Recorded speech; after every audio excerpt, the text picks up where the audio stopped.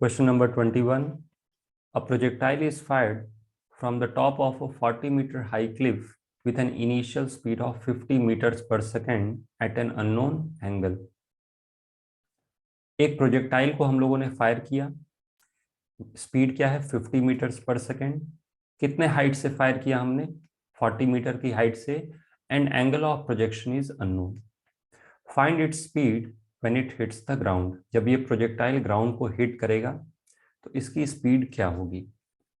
देखो, जब भी ये प्रोजेक्टाइल हवा में होगा तो सिर्फ और सिर्फ एक ही फोर्स लगेगा इस पे, और वो है gravitational force, that is mg।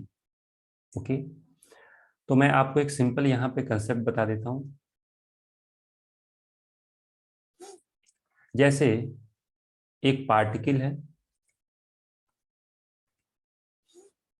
Okay, suppose this is a particle, और ये पार्टिकल यहां से मान लो कैसे भी करके यहाँ इस पोजीशन तक पहुंचता है। This is the initial position and this is the final position, कोई भी रैंडम पाथ फॉलो करके। तो इस पे जो फोर्स लगेगा ना ग्रेविटेशन का, और भी फोर्सेस लग सकते हैं, मैं आपको बता रहा हूँ कि वर्क डन बाय ग्रेविटी कैसे निकालते हैं। तो इस पे mg क्या लगेगा? नीचे की तरफ, और इसका जो वर्टिकल डिस्प्लेसमेंट हुआ वो हुआ लेटर से h। मुझे हॉरिजॉन्टल डिस्प्लेसमेंट से कोई मतलब नहीं है। तो वर्क डन बाय जो ग्रेविटी होता है दिस इज इक्वल टू क्या? mgh। बड़ा ही सिंपल डेरिवेशन होता है, यहाँ पे हम लोग वो नहीं डिस्कस करेंगे। डायरेक्टली मैं बता रहा हूँ कि वर्क डन बाय ग्रेविटी क्या होता है? mg into vertical displacement. Okay, अब हम लोग अपने क्वेश्चन पे आ जाते हैं। अपने प्रॉब्लम में क्या दिया है कि एक प्रोजेक्टाइल को हम लोगों ने फायर किया। ओके, कितने हाइट से फायर किया प्रोजेक्टाइल को? From a height of 40 metres.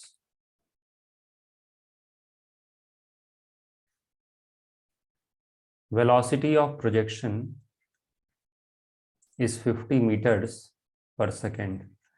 ये क्या करेगा? ये कुछ ऐसा पाथ फॉलो करके यहाँ पे आएगा, और जब ये ग्राउंड तक पहुंचेगा तो इसकी स्पीड क्या होगी हम लोगों को यही फाइंड करना है। This is the speed, final speed, यही अपने को फाइंड करना है। ओके, अब यहाँ पे आप ध्यान से देखो तो इस बॉल का जो वर्टिकल डिस्प्लेसमेंट है वो है 40 मीटर्स।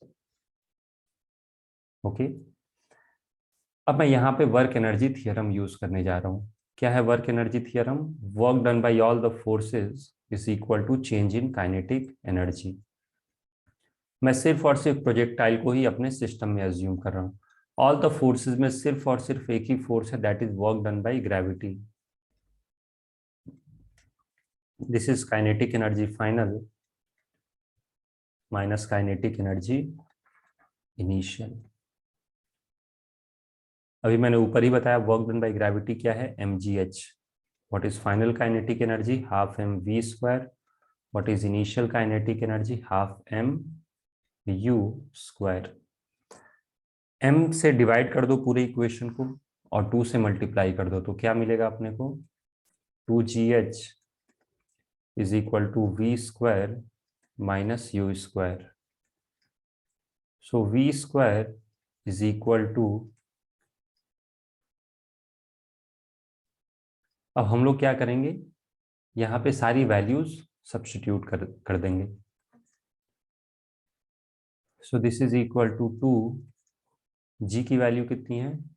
9.8, हाइट कितना है? 40 मीटर्स, यू स्क्वायर इज 50 का square. Okay, so v square is 2 into 9.8 into 40 plus 2500, this is 3284। तो v कितना आ जाएगा यहाँ से? So V will be equal to 57.306 metres per second. अब देखो अप्रोक्सीमेटली ये वैल्यू कितनी होनी चाहिए? अप्रोक्सीमेटली ये वैल्यू होनी चाहिए 57 के आसपास। बुक में थोड़ा सा एरर है, जो सॉल्यूशन दिया है वहां पे अप्रोक्सीमेटली 58 दे दिया है। जबकि सही आंसर होना चाहिए 57 मीटर्स पर सेकेंड। बुक में क्या दिया 58, तो उसे हम लोग गलत अज्यूम करेंगे, गलत मानेंगे, और इस आंसर को हम लोग सही अज्यूम करेंगे। Okay, next question number 22। The 200-meter freestyle women's swimming gold medal at Olympics 1988 went to Heike Friedrich of East Germany when she set a new Olympic record of 1 minute and 57.56 seconds। तो ये कोई लंबी कहानी है, बस आपको ये समझना है कि जो रेस जो कंप्लीट हुई ना, या जो स्विमिंग का जो रेस कंप्लीट हुआ, डिस्टेंस कितना है 200 मीटर, और कितने टाइम में कंप्लीट किया गया इसको 1 मिनट एंड 57.56 सेकेंड्स। ओके, तो यहाँ पे आप चाहो तो ऐसे लिख सकते हो इस गिवन डेटा से कि what is displacement. Displacement is 200 meter. कितना समय लगा 1 मिनट 57.56 सेकेंड्स। तो सेकेंड्स में कन्वर्ट करना है तो क्या करना पड़ेगा, 1 मिनट की जगह 60 और 57.56 सेकेंड्स को ऐड कर देंगे 60 सेकेंड्स में। So this will be equal to 117.56 seconds. Okay, अब आगे पढ़ते हैं। Assume that she covered most of the distance with a uniform speed and has to exert 460 watt to maintain her speed। तो इस speed को constant maintain करने के लिए यहां से हम लोग स्पीड कैलकुलेट कर सकते हैं, और हम लोग को क्या अज्यूम करना है कि कांस्टेंट स्पीड से ही ये जो स्विमर ने स्विम किया।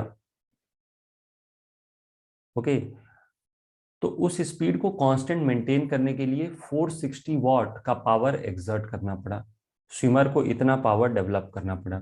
सो we have to calculate average force of resistance offered by the water during the swim. तो देखो यहां से क्या मैं लिख सकता हूं कि velocity is equal to displacement upon time. This is equal to 200 upon 117.56 meter per second. Okay, so 200 divided by 117.56,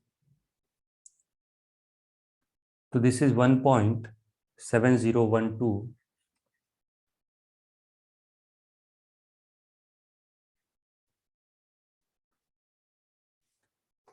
अब देखो होगा क्या, जैसे मान लो ये जो स्विमर है ना, ये स्विम कर रहा है,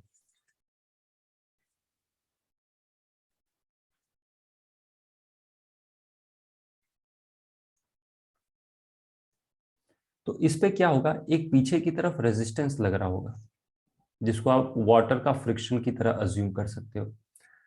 ओके, तो ये फ्रिक्शन कुछ नेगेटिव पावर डेवलप करेगा, तो इस पर्सन को मस्कुलर पावर यूज करने के लिए एक अलग से पावर डेवलप करना पड़ेगा इस फ्रिक्शन के पावर को ओवरकम करने के लिए। समझ में आ रही मेरी बात? तो क्या मैं बोल सकता हूं कि power developed by the friction या फिर resistance is equal to -460 watt, correct? तो देखो आप ऐसे बोल सकते हो कि सिंस स्पीड इज कांस्टेंट, मतलब काइनेटिक एनर्जी तो नहीं बदल रही है, सिंस स्पीड इज कांस्टेंट, इसका मतलब जो मस्कुलर एनर्जी यूज कर रहे हैं वो किसको ओवरकम करने में चला जा रहा है, रेजिस्टेंस को ओवरकम करने में चला जा रहा है। समझ में आ रहा है? So since speed is constant this implies power exerted by swimmer, power exerted by swimmer is equal to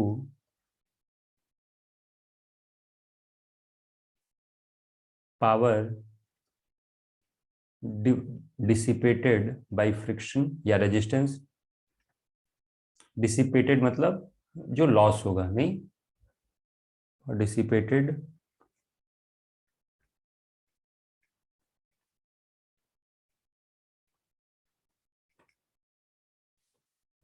इसकी जो वेलोसिटी है वो आगे की तरफ है v, स्विमर की पीछे की तरफ फ्रिक्शन लग रहा है। तो क्या मैं लिख सकता हूं कि power due to friction, power का फॉर्मूला क्या होता है, पावर का फॉर्मूला होता है एफ डॉट वी। तो क्या मैं लिख सकता हूं ये माइनस एफ इंटू वी हो जाएगा, या फिर आप चाहो तो लिख सकते हो F into V into cos 180 degree. So this is minus F into V, और ये कितना होना चाहिए, this should be equal to minus 460 watt. अब आप बोलोगे सर माइनस क्यों, क्योंकि 460 वॉट किसने लगाया, स्विमर ने एक्सर्ट किया, मतलब जरूर फ्रिक्शन माइनस 460 वॉट लगा रहा होगा, दोनों एक दूसरे को ओवरकम कर जा रहे हैं। ओके, तो माइनस से माइनस कैंसिल हो जाएगा और एफ इंटू वी क्या आ जाएगा, 460 वॉट। वी अभी हम लोगों ने कैलकुलेट किया था 1.7012। ओके, तो यहां से रेजिस्टेंस फोर्स जिसको मैं एफ से दिखा रहा हूं, यह आ जाएगा 460 upon 1.7012 Newton. 460, so this is 270.397, 270.3, correct?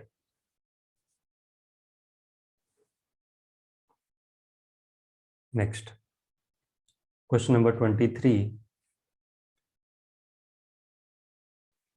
The US athlete Florence won the 100-meter sprint gold medal at Seoul Olympics in 1988, setting a new Olympic record of 10.54 seconds.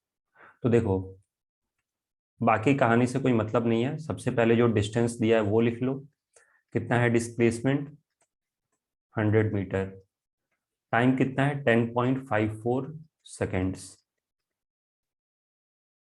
Okay, assume that she achieved her maximum speed in a very short time। मतलब जो acceleration, जो zero से हम लोग maximum speed gain करते हैं, हमें assume करना है कि वो बहुत ही शॉर्ट टाइम में हो गया, मतलब जीरो टाइम ही में ही हो गया, तुरंत अपनी मैक्सिमम स्पीड गेन कर ली। Okay, and then ran the race with that speed till she cross the line. मतलब यहां से जो स्पीड निकलेगी हमें अज्यूम करना है कि उसी स्पीड से जो ओलंपियन था वो दौड़ा। Okay, take her mass to be 50 kg। हमें मास कितना अज्यूम करना है, mass is equal to 50 kilogram. सबसे पहले ऐसा करो, यहां से वेलोसिटी निकाल लो। So this is 100 upon 10.54 meters per second. So this will be 9.4876. 9.48,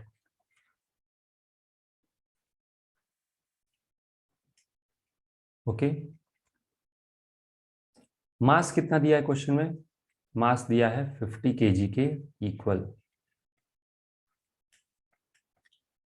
अब आते हैं पार्ट ए पे, calculate kinetic energy at her full speed. हमें बताना है कि what will be the kinetic energy at full speed. तो बहुत ही सिंपल है, kinetic energy will be equal to half mv square, half mass is 50 kg into v square, that is 9.4876 का square. Okay,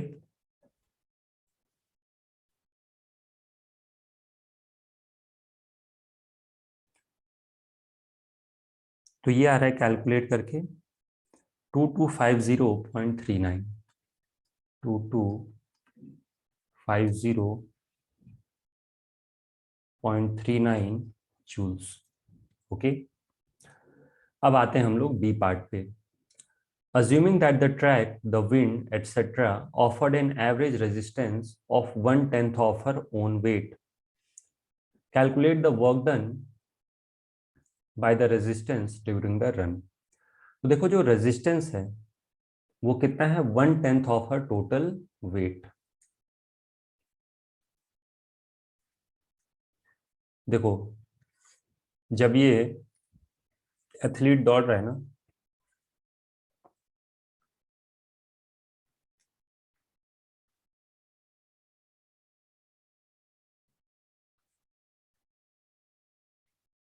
तो इस पे क्या है, एक रेजिस्टेंस फोर्स लग रहा है।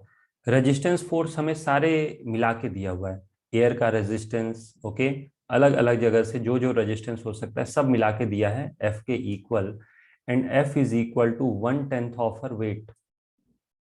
ओके, तो फ्रिक्शन या फिर जो रेजिस्टेंस है जो मैं एफ से दिखा रहा हूं वो क्या है, 1/10 of her weight, that is mg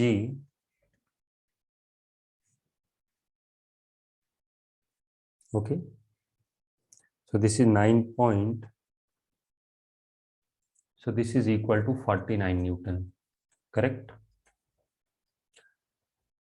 ये आ गया हमारा रेजिस्टेंस फोर्स। कैसे रेजिस्टेंस फोर्स निकाला, फिर से आप एक बार पढ़ लो। Average resistance of 1/10 of her weight, average resistance दे रखा है 1/10 ऑफ हर वेट। कैलकुलेट, अब क्या करना है, we have to calculate work done by resistance. तो इस पे रेजिस्टेंस पीछे की तरफ लगा और इसका डिस्प्लेसमेंट है आगे की तरफ, कितना, 100 मीटर। सो वर्क डन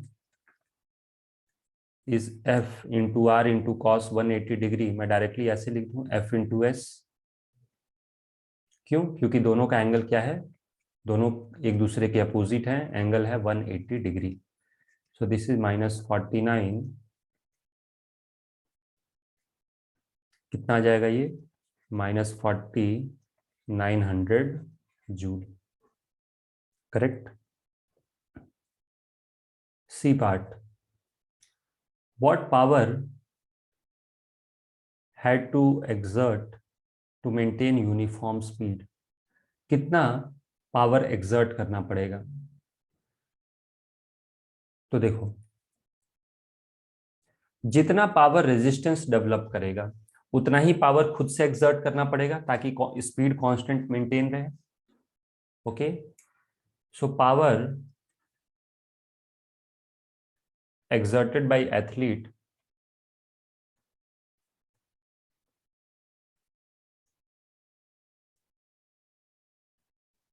या फिर by runner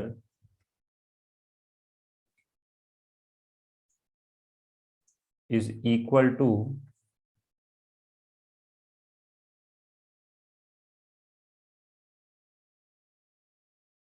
magnitude of power developed by resistance, या फिर आप ऐसे फोर्स के टर्म्स में भी सोच सकते हो।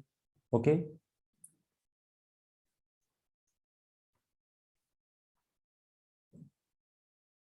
Magnitude of power due to resistance.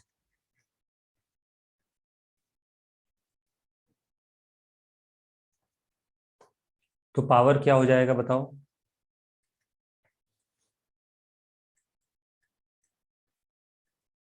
Mod of F dot we.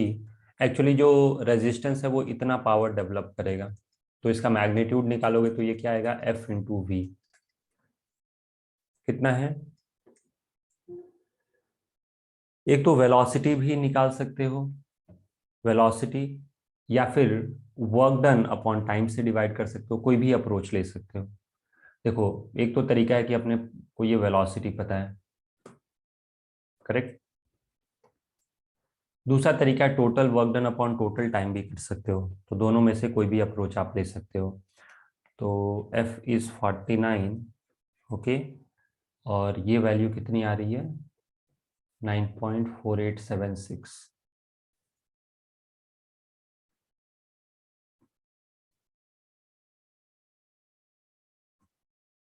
तो 490 के आसपास ये वैल्यू आएगी। 9.4876 इंटू 49, तो दिस इज 464।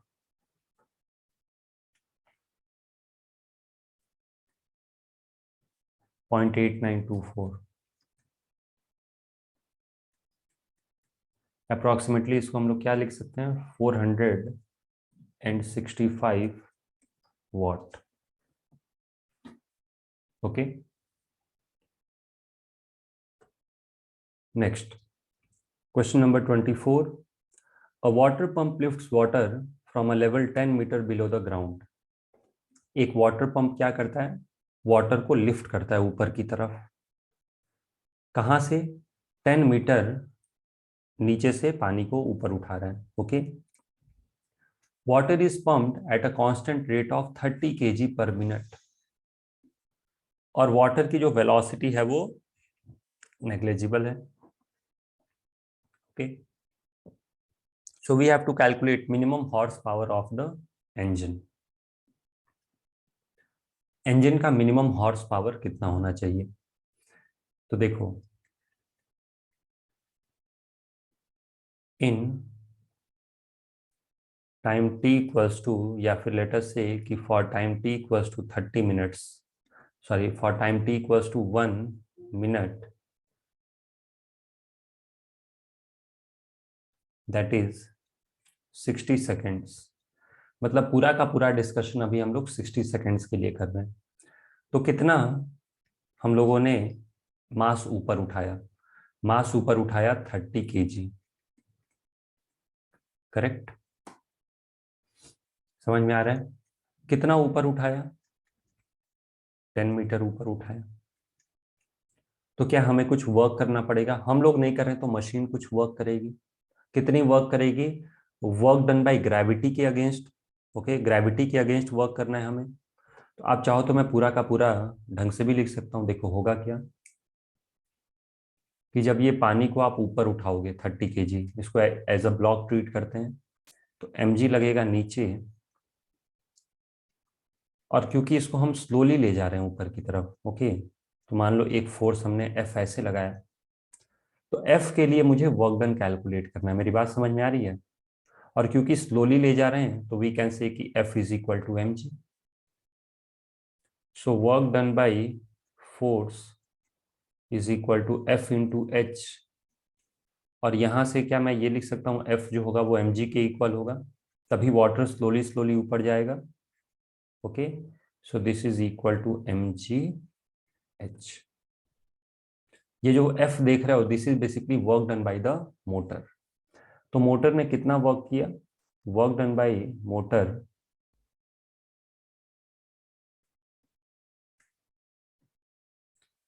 ग्रेविटी के अगेंस्ट हमें वर्क कर रहे हैं। Work by motor is equal to mg h।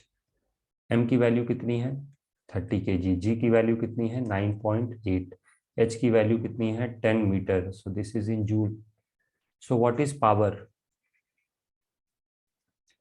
Power is equal to work upon time, 30 into 9.8 into 10 joule upon 60 seconds, तो ये आ जाएगा वॉट में।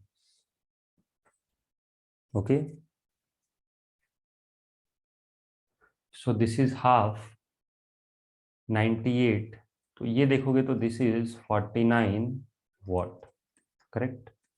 अब इसे मुझे हॉर्स पावर में कन्वर्ट करना है, तो हॉर्स पावर में कन्वर्ट करने के लिए 746 से डिवाइड करना पड़ता है, तो ये आ जाएगा हॉर्स पावर में। तो 49 डिवाइडेड बाई 746। ओके, तो ये कितना आ रहा है, this is equal to 0.06568।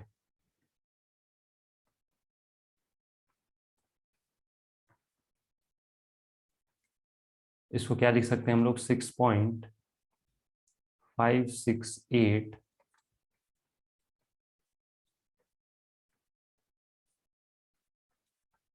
Approximately. इसे हम लोग क्या लिख सकते हैं, this will B 6.6।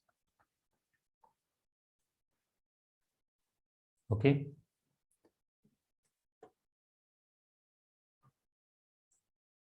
Question number 25. An unruly demonstrator lifts a stone of mass 200 gram from the ground and throws it at his opponent. देखो एक डेमोन्स्ट्रेटर है, ओके, जहाँ पे प्रोटेस्ट होते हैं उन लोगों को हम लोग डेमोन्स्ट्रेटर बोलते हैं। वो एक स्टोन उठाता है जिसका मास है 200 ग्राम, ओके, और उठा के अपने अपोनेंट के ऊपर ये फेंक देता है, okay. At the time of projection the stone is 150 centimetre above the ground and has a speed of 3 metres per second. Calculate the work done by the demonstrator during the process. इस process में demonstrator कितना work करेगा। If it takes 1 second for the demonstrator to lift the stone, what is the horse power he uses.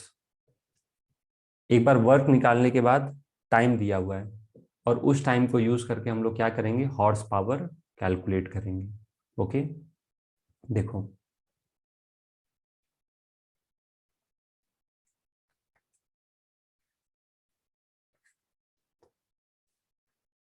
सबसे पहले तो mass लिख लो, mass is 200 ग्राम।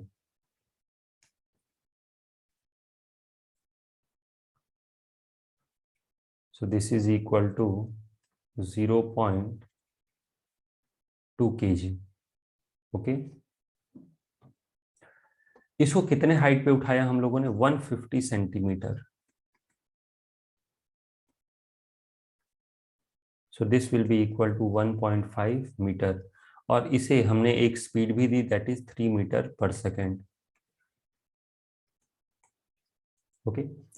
अब ध्यान से देखो, सिर्फ अगर जो मुझे लिफ्ट करना होता, ठीक है, मान लो इसको वेलोसिटी नहीं देना है, क्या करना है, मुझे सिर्फ और सिर्फ लिफ्ट करना है, तो वर्क कितना करता है, mgh। लेकिन साथ में कोई बोले कि इसको वेलोसिटी भी देना है 3 मीटर पर सेकेंड, तो क्या हाफ mv², उसके लिए भी वर्क करना पड़ेगा। मेरी बात समझ में आ रही है, ओके। तो आप लिख सकते हो कि work done will be equal to mgh plus half mv²।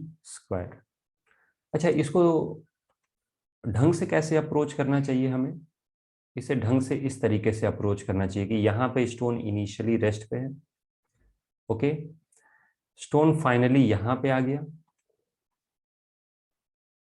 कितना हाइट ऊपर आ गया, h हाइट ऊपर आ गया, और यहां से इसे हमने एक वेलोसिटी भी दे दी v। अगर जो मैं यहां से यहां तक की बात करूं तो यहाँ पे इनिशियल वेलोसिटी 0 भी है, तो work done by all the forces is equal to change in kinetic energy. Work energy theorem लगा सकते हैं। Work done by all forces में क्या होगा, work done by demonstrator plus work done by gravity is equal to kinetic energy final minus kinetic energy initial. ये हो गया proper तरीके से इक्वेशन को लिखना।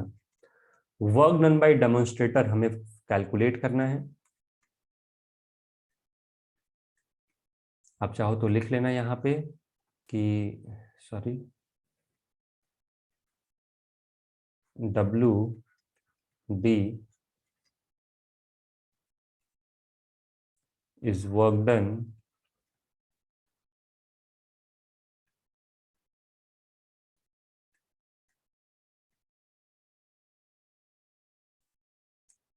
करेक्ट।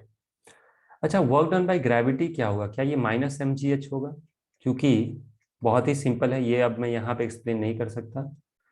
mg नीचे लग रहा है और ऊपर गया ये, तो इसीलिए वर्क डन बाय ग्रेविटी क्या है, नेगेटिव। मैं फिर से बता देता हूँ एक बार, देखो ग्रेविटेशनल फोर्स नीचे लगा और ये गया ऊपर, इसीलिए work done by gravity is negative. What is final kinetic energy, half m। What is initial kinetic energy, 0। So work done by the demonstrator is equal to mgh, right side में जाके positive बन जाएगा, और already इधर पे half mv² है। चलो ये वैल्यू सब्स्टिट्यूट कर देते हैं, दिस इज 0.2, जी की वैल्यू दे रखी है क्वेश्चन में, नहीं दिया तो 9.8 यूज करेंगे, this is equal to 9.8। Height कितना है, 1.5 मीटर के equal, plus half mass is 0.2 into 3 square, okay. So 0.2 into 9.8 into 1.5, तो ये आ गया 2.94 प्लस ये हो जाएगा 0.9, ये टोटल आ जाएगा जूल्स में।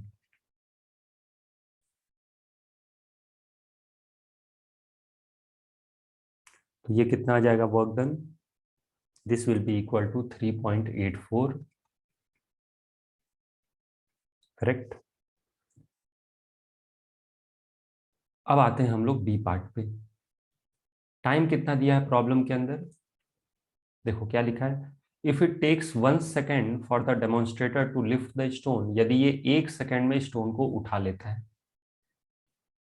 ओके, यदि ये 1 सेकेंड में क्या करता है, स्टोन को उठा लेता है, तो कितना पावर डेवलप करेगा? तो power will be equal to work upon time. This is 3.84 joule upon 1 second. तो ध्यान से देखा जाए तो ये 3.84 वॉट आ गया।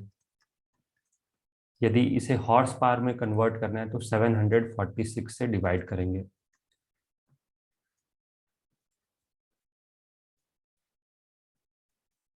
ओके, तो इसको मैं लिख सकता हूँ 3840 डिवाइडेड बाई 746, ओके, और इंटू 10⁻³ कर देंगे, तो ये कैलकुलेट करोगे तो दिस इज 5.1474।